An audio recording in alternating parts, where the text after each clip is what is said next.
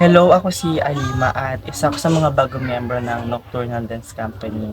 Matagal ko na talagang gustong sumali sa NDC and doon nagkaroon ako ng chance na sumali.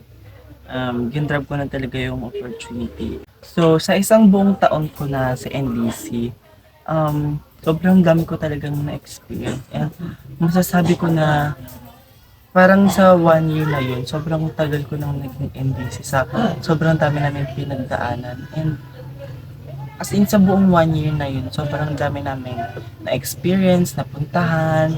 Nagkaroon ako ng chance pumunta sa mga probinsya. So sa isang buong taon ko sa NDC, um, masasabi kong grabe yung experience ko sa 1 year na yun. And ang dami ko talaga na-experience, like nakapunta ako sa mga probinsya, tapos dami naming um, banding na nagawa, and masabi ko naman na naging strong yung relationship namin. Lalo na nung complete days namin. As in, linggo-linggo kumukontest kami. Tapos, di ba ang motivation ng Nocturnal is to inspire others. Natutuwa kami kapag, lalo pag may mga matatandang lumalapit sa amin na sinasabi, kayo yung mananalo, ang ganda ng pyesa nyo.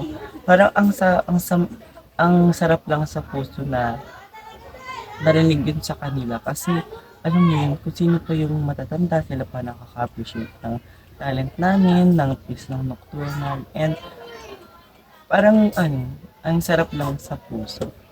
And ayun, yung mga days na nag-aaway-away kami, pero kasi di parang normal lang naman sa magkakagrupo yun.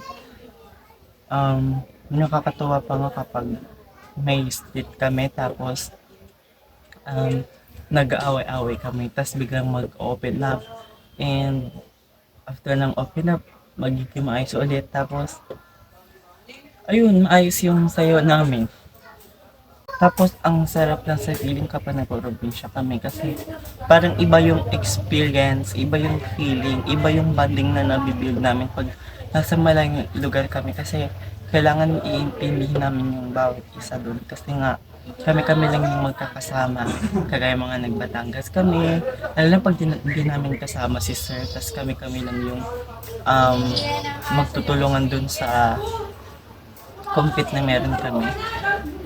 Kaya lang, iba lang yung banding na nabibuild namin. Like, nung nagbatangas kami, as in yung buong field ng damuhan dun, doon kami nagpractice sa initan, nagtakbuhan kami, naglaro kami, kung ano-anong ginawa namin. And sobrang sarap sa feeling na nagagawa namin yun kasi alam mo yun parang hindi lang kami nagko-compete, hindi lang kami naghihirap for contest, parang